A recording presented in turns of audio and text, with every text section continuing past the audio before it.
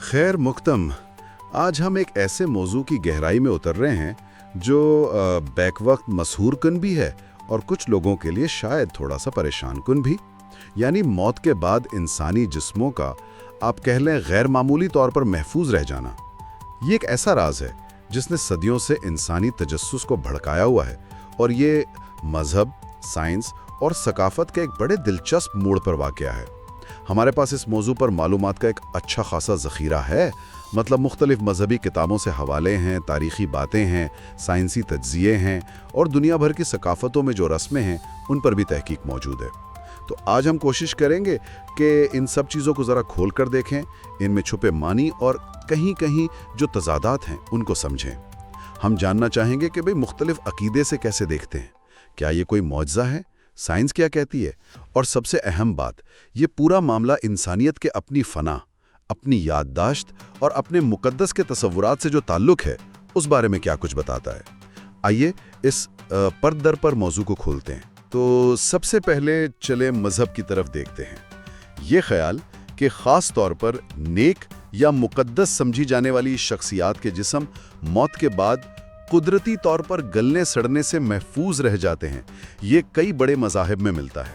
انگریزی میں اسے انکرپٹیبلٹی کہتے ہیں، اور اکثر اسے خدا کی رحمت یا بہت زیادہ پاکیزگی کی نشانی مانا جاتا ہے۔ اسلام کے حوالے سے اگر بات کریں تو جیسا ہمارے ذرائع میں بھی ہے، ایک مشہور حدیث شریف ہے، امام ابو داؤد اور امام النسائی نے روایت کی ہے کہ بے شک اللہ عز و جل نے زمین پر حرام کر دیا ہے کہ وہ انبیاء علیہم السلام کے جسموں کو کھائے۔ اگرچہ قرآن پاک میں براہ راست ایسا ذکر نہیں، لیکن سورہ یونس میں اللہ تعالیٰ فرعون کے بدن کو نشانی کے طور پر محفوظ رکھنے کا ذکر ضرور فرماتا ہے۔ وہ ایک الگ معاملہ ہے، پر جسم کے محفوظ رہنے کے تصور سے جڑا ضرور ہے۔ جی بالکل، اور اسلامی روایت میں اصل میں یہ عقیدہ بنیادی طور پر انبیاء کرام کے بہت ہی بلند مقام اور ان کی حرمت پر زور دیتا ہے، یہاں تک کہ ان کے وصال کے بعد بھی یہ سمجھا جاتا ہے کہ بھلے ہی ان کا ظاہری تعلق اس دنیا سے ختم ہو گیا، ان کے اجسام مبارکہ ایک خاص خدائی حفاظت میں ہے۔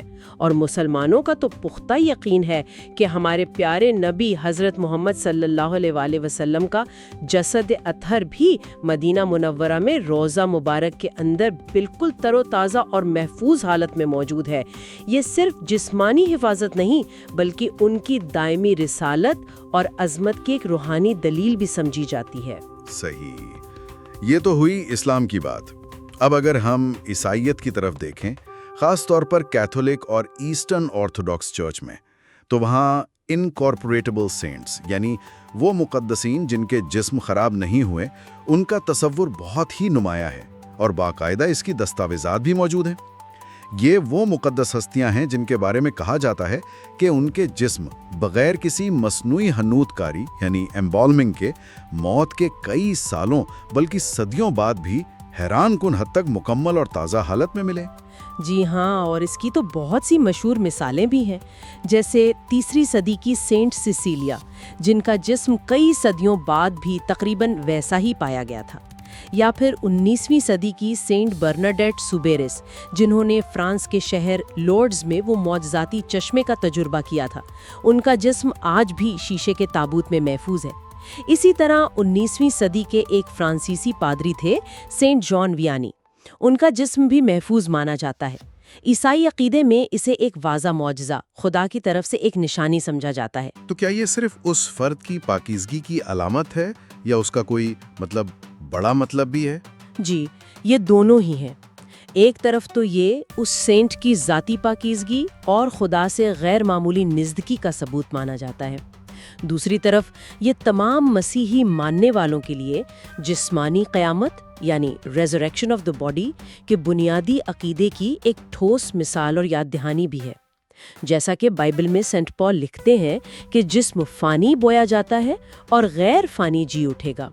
اگرچہ کسی کو سینٹ کا درجہ دینے کے لیے جسم کا محفوظ رہنا کوئی لازمی شرط نہیں ہے، لیکن اگر ایسا ہو تو اسے ایک بہت اہم اور آپ کہہ لیں طاقتور آسمانی تصدیق سمجھا جاتا ہے۔ اسی لیے ان اجسام کو اکثر خاص طور پر بنائے گئے شیشے کے صندوقوں میں، جنہیں ریلیکویریز کہتے ہیں، رکھا جاتا ہے تاکہ عقیدت مند ان کی زیارت کر سکیں، برکت حاصل کریں۔ بہت دلچسپ. کیا دوسرے مشرقی مذاہب میں بھی اس سے ملتے جلتے تصورات ہیں؟ ہاں ہے، لیکن مختلف شکلوں میں. بدھ مت میں، خاص طور پر جاپان کی کچھ پرانی روایات میں، سوکو شن بتسو کی ایک انتہائی سخت قسم کی مشق تھی. اس میں کچھ بودھ راہب سالہ سال کی شدید ریاضت، فاقے اور ایک خاص قسم کی خوراک جیسے درختوں کی چھال اور کچھ زہریلے پودوں کا رس پینا، اس کے ذریعے اپنے جسم کو اندر سے خشک اور بیکٹیریا کے لیے ناقابل قبول بنا لیتے تھے.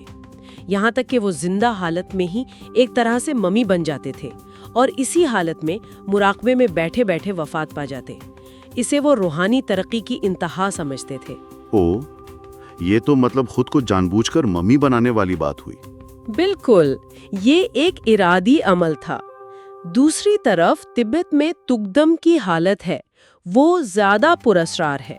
یہ تب ہوتا ہے جب کوئی بہت اعلیٰ پائے کا لاما یا روحانی استاد گہرے مراقبے کی حالت میں کلینکلی مر جاتا ہے، لیکن اس کا جسم کئی دنوں یا ہفتوں تک گلنے سڑنے کے کوئی آثار نہیں دکھاتا، بلکہ ایک خاص قسم کی تازگی برقرار رکھتا ہے، جیسے وہ اب بھی مراقبے میں ہو.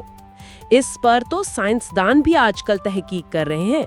ایک نسبتاً نئی مثال روس کے علاقے بوریاتیا کے لاما داشی درجو اتی گلوف کی ہے، جن کا انتقال 1927 میں ہوا تھا، اور کہا جاتا ہے کہ ان کا جسم آج بھی مراقبے کی حالت میں محفوظ ہے. تاہم یہ یاد رکھنا ضروری ہے کہ خود گوتم بدھ کی وفات کے بعد ان کے جسم کو ہندو روایات کے مطابق جلا دیا گیا تھا، اور ان کی جو باقیات تھیں جیسے دانت یا ہڈی کے ٹکڑے انہیں مقدس تبرکات کے طور پر سٹوپاؤں میں محفوظ کیا گیا تھا. اچھا، اور ہندو مت میں اس حوالے سے کیا خیالات ہیں؟ وہاں تو عام طور پر جسم کو جلایا جاتا ہے نا؟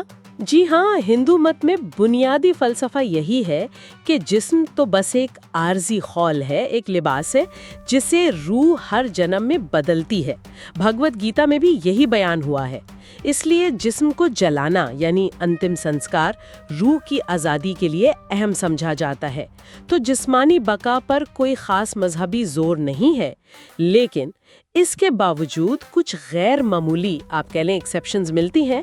کہا جاتا ہے کہ بعض اوقات عظیم یوگی یا سدھ گرو انتہائی گہری مراقبہ کی حالت جسے سمادھی کہتے ہیں اس میں اپنا جسم چھوڑتے ہیں.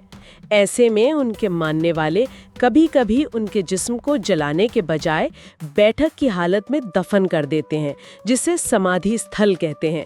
اور بعض روایات کہتی ہیں کہ ایسے اجسام قدرتی طور پر محفوظ رہ سکتے ہیں، جسے ان کی غیر معمولی روحانی طاقت کی نشانی سمجھا جاتا ہے. اور یہودی روایت میں اس پر کیا موقف ہے؟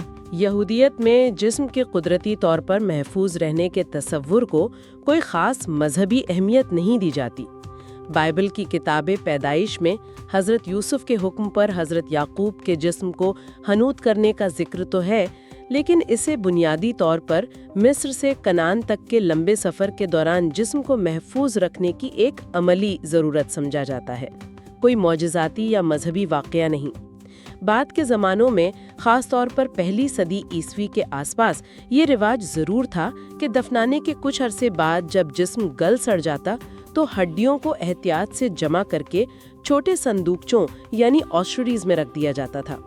یہ عمل جسم کی بجائے شاید ہڈیوں کی پائیداری اور قیامت پر ایمان کی طرف اشارہ کرتا تھا.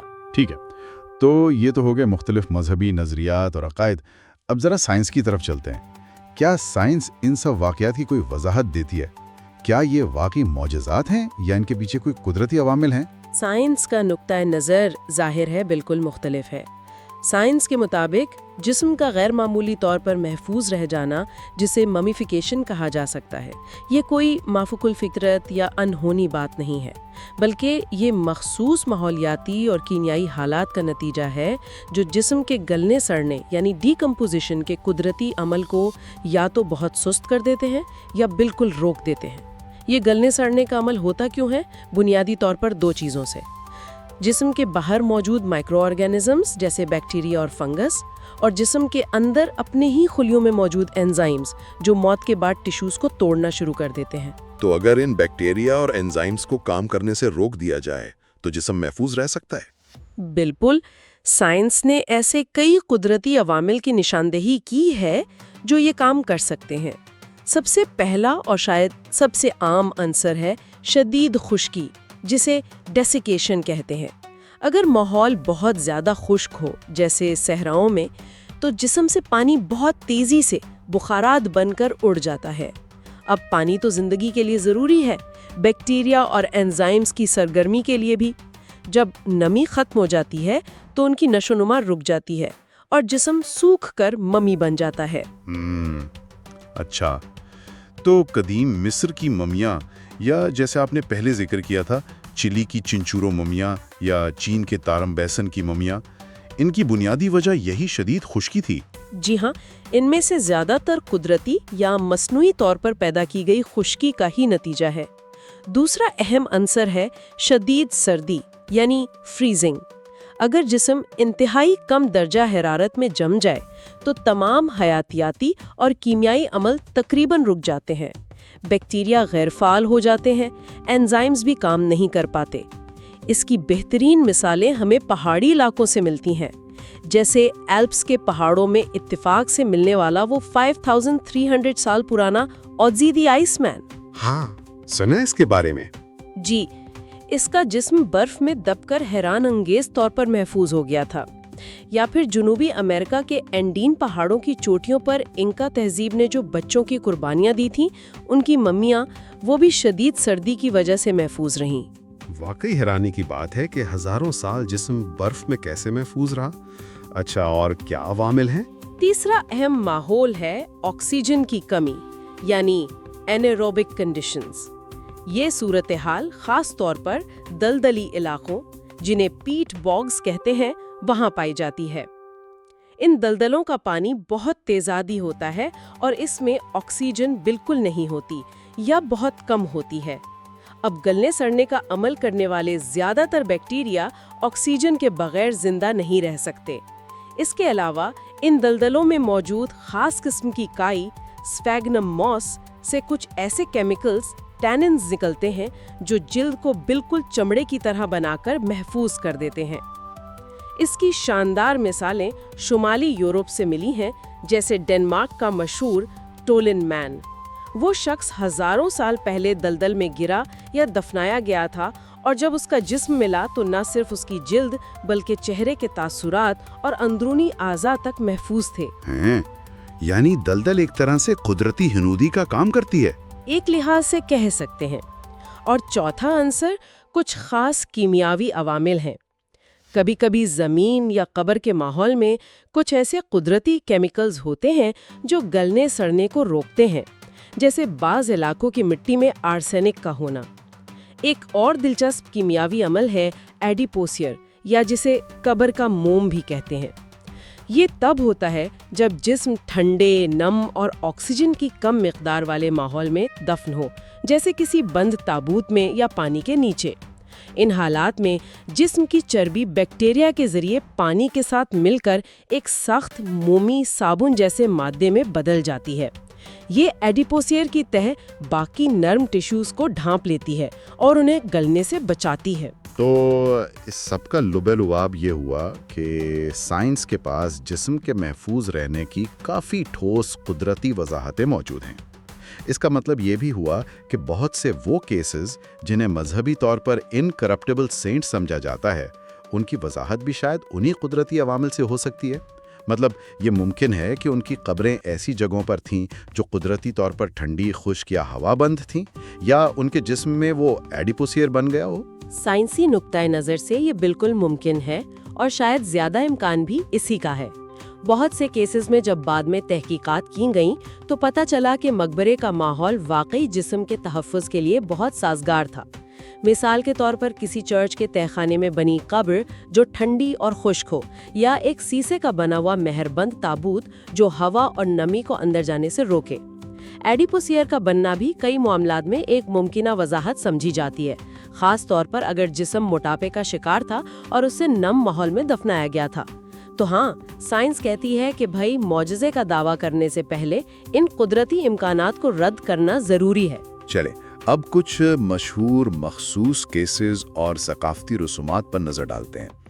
قدیم مصری فرعون رمیسس دوم اس کی ممی تو دنیا کی مشہور ترین ممیوں میں سے ایک ہے۔ اس کا جسم اتنا غیر معمولی محفوظ کیسے رہا؟ کیا یہ صرف مصری ماہرین کی مہارت تھی یا کوئی اور بات تھی؟ رمیز دوم کی ممی بلا شبہ قدیم مصری خنود گری یعنی ایمبالمنگ کی مہارت کا ایک شاہکار ہے۔ یہ کوئی قدرتی یا معجزاتی واقعہ ہرگز نہیں تھا، بلکہ یہ ایک انتہائی پیچیدہ، بہت محنت طلب اور مکمل طور پر آپ کہہ لیں سائنٹیفک اپنے وقت کے حساب سے عمل تھا۔ مصریوں نے تو ہزاروں سالوں میں اس فن کو کمال تک پہنچایا تھا۔ اس عمل میں کئی مرحلے تھے۔ پہلے پیٹ چیر کر، دماغ، ناک کے راستے اور زیادہ تر اندرونی اعضاء نکالنا۔ دل کو وہ چھوڑ دیتے تھے کیونکہ وہ اسے سوچ اور جذبات کا مرکز سمجھتے تھے۔ اچھا، پھر جسم کے خلا کو کھجور کی شراب اور پسے ہوئے مسالوں سے دھویا جاتا تھا اور بھرا جاتا تھا۔ اس کے بعد سب سے اہم مرحلہ تھا جسم کو نیٹرون نامی قدرتی نمک کے ڈھیر میں تقریباً 40 سے 70 دن تک دبائے رکھنا۔ یہ نمک جسم سے ساری نمی جذب کر کے اسے مکمل طور پر خشک کر دیتا تھا۔ آخر میں خشک شدہ جسم پر خوشبودار تیلوں سے مالش کی جاتی اور پھر سینکڑوں گز لنن کی پٹیوں میں احتیاط سے لپیٹا جاتا تھا۔ ان پٹیوں کے درمیان حفاظتی تعویذ بھی رکھے جاتے اور پٹیوں کو گوند یعنی ریزن سے چپکایا جاتا تھا۔ باپ رے، یہ تو ایک پوری انڈسٹری لگتی ہے۔ ان کا مقصد کیا تھا یہ سب کرنے کا؟ ان کا بنیادی مقصد مذہبی تھا۔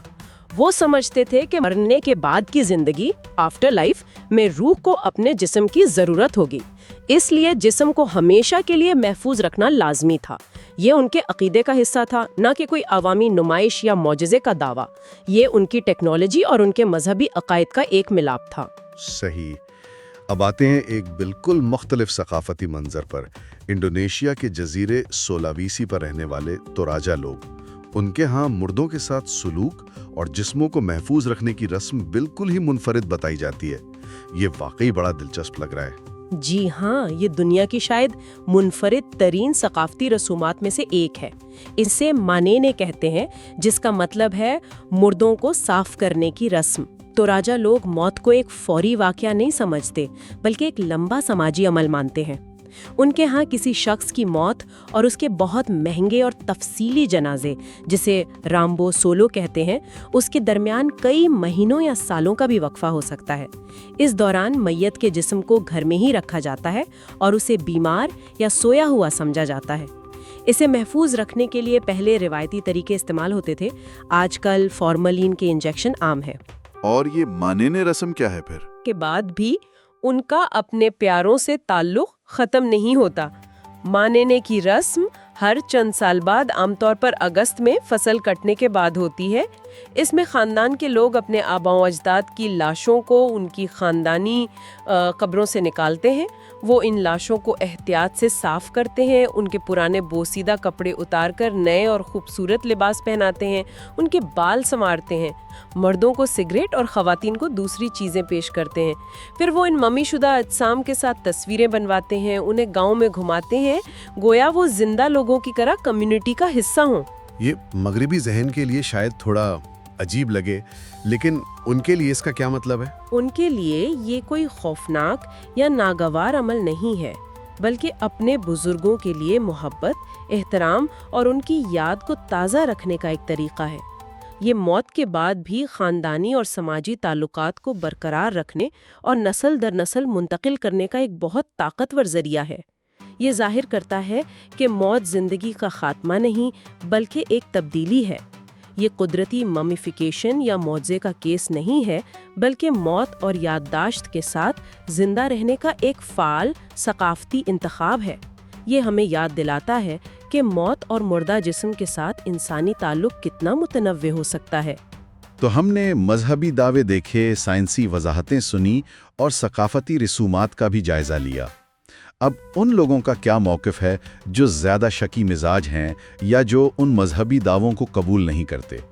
وہ اس سب کو کیسے دیکھتے ہیں؟ جو لوگ سیکولر یا شکی نقطہ نظر رکھتے ہیں، وہ عام طور پر ان دعووں کو، خاص طور پر مذہبی معجزات والے دعووں کو، مختلف زاویوں سے دیکھتے ہیں۔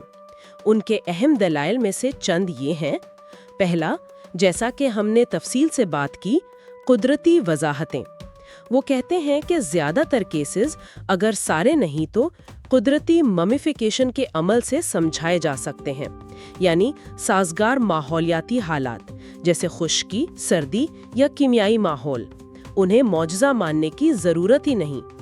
یعنی وہ کہتے ہیں کہ پہلے قدرتی وضاحت تو تلاش کرو۔ بالکل۔ دوسرا نقطہ وہ اٹھاتے ہیں مصنوعی تحفظ کا۔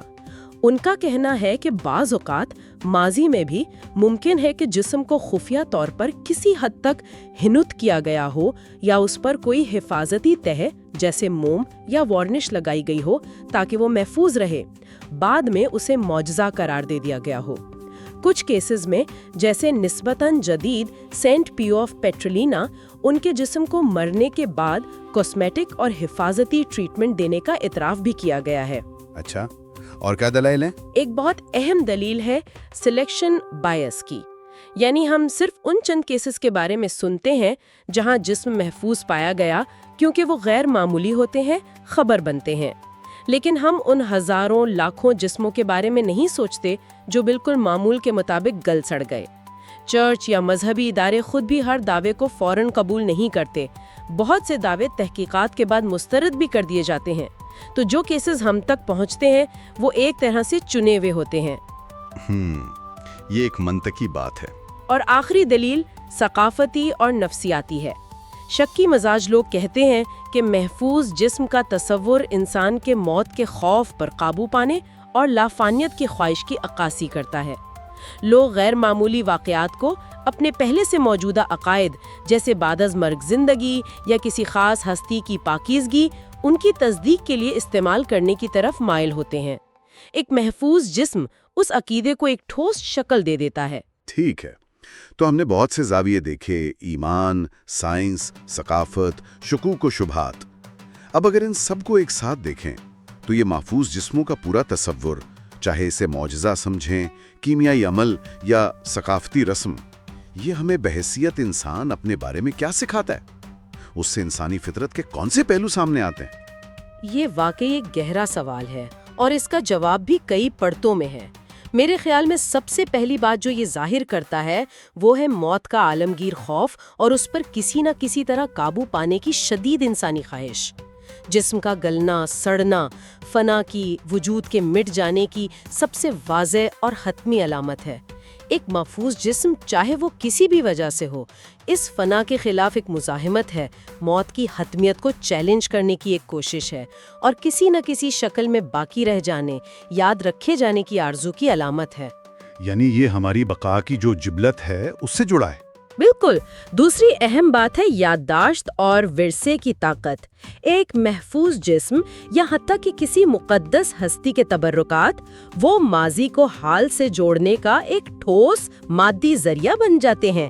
یہ یادداشت، عقیدت اور اجتماعی شناخت کے لیے ایک مرکز فراہم کرتے ہیں۔ وہ مقدس شخصیات یا پیارے آباء و اجداد کو نسلوں تک حاضر اور قابل رسائی بناتے ہیں۔ توراجہ کی رسم اس کی بہترین مثال ہے۔ یہ بات بھی بہت اہم ہے۔ تیسرا، خاص طور پر مذہبی تناظر میں یہ تصور مقدس اور عام کے درمیان فرق قائم کرنے میں مدد دیتا ہے۔ جسم کا محفوظ رہنا ایک غیر معمولی واقعہ ہے اور اسے اکثر خدائی مداخلت یا خاص تعلق کا ثبوت سمجھا جاتا ہے۔ یہ عقیدے کو مضبوط کرتا ہے اور پیروکاروں کے لیے ایک نظر آنے والی نشانی فراہم کرتا ہے۔ اور چوتھا نقطہ یہ ہے کہ یہ ہمیں جسم اور روح کے پیچیدہ اور اکثر پراسرار تعلق پر غور کرنے پر مجبور کرتا ہے۔ کیا جسم صرف ایک خول ہے یا اس کی اپنی بھی کوئی اہمیت اور تقدس ہے؟ مختلف ثقافتیں اور مذاہب اس سوال کا جواب مختلف طریقوں سے دیتے ہیں۔ اور آخر میں پانچواں نقطہ یہ ہے کہ یہ پورا موضوع ایمان اور عقل، مذہب اور سائنس کے درمیان جو ایک وسیع تر مکالمہ اور بعض اوقات کشمکش جاری ہے، اس کی ایک بہترین مثال ہے۔ دونوں ہی اپنے اپنے انداز میں وجود کے بڑے سوالات، خاص طور پر موت کی حقیقت کو سمجھنے اور اس کی وضاحت کرنے کی کوشش کر رہی ہیں۔ تو خلاصہ یہ ہے کہ آج ہم نے محفوظ جسموں کے اس قصیر الجہتی اور واقعی نہایت دلچسپ موضوع کا مختلف زاویوں سے جائزہ لیا۔ ہم نے اسلامی اور عیسائی عقائد میں اس کی اہمیت کو دیکھا، قدیم مصروں کی حنوت کاری کی حیرت انگیز مہارت کا ذکر کیا، قدرتی ممیفیکیشن کے پیچھے جو سائنسی عوامل ہیں ان کو سمجھا اور انڈونیشیا کے توراجا قبیلے جیسی منفرد ثقافتی رسومات پر بھی بات کی، ساتھ ہی شکی مزاج نقطہ نظر کو بھی سامنے رکھا۔ اور ان تمام بحثوں سے جو بنیادی نقطہ ابھرتا ہے وہ یہی ہے کہ چاہے ہم جسم کے محفوظ رہنے کو ایک معجزہ سمجھیں، ایک قدرتی کیمیائی عمل یا ایک بامقصد ثقافتی کوشش، یہ تصور یا یہ عمل خود انسان کی اپنی فنا، اپنی یادداشت، اپنے ورثے اور بقا کی لازوال خواہش کے بارے میں گہرے سوالات اور جستجو کی عکاسی کرتا ہے۔ یہ ہمیں بتاتا ہے کہ ہم موت کے سامنے کیسے معنی تلاش کرتے ہیں۔ اور جاتے جاتے سامعین کے لیے غور و فکر کے لیے ایک آخری نقطہ چھوڑے جاتے ہیں۔ جس طرح ماضی میں حنوط کاری کی تکنیکوں اور مذہبی عقائد نے موت، یادداشت اور جسم کے تحفظ کے بارے میں ہمارے تصورات کو شکل دی، کیا مستقبل کی ابھرتی ہوئی ٹیکنالوجیز، خاص طور پر کرائیونکس یعنی انسانی جسم کو انتہائی کم درجہ حرارت پر اس امید میں محفوظ کرنا کہ مستقبل میں سائنس اسے دوبارہ زندہ کر سکے گی، کیا یہ ٹیکنالوجی جسم کے تحفظ اور شاید لافانیت کے اس قدیم تصور کو ایک بالکل نئی ٹیکنیکل جہت دے گی؟ کیا یہ انسان کی ہمیشہ سے جاری بقا کی جستجو کا محض ایک نیا سائنسی باب ہے یا کچھ اور؟ اس پر سوچیے گا۔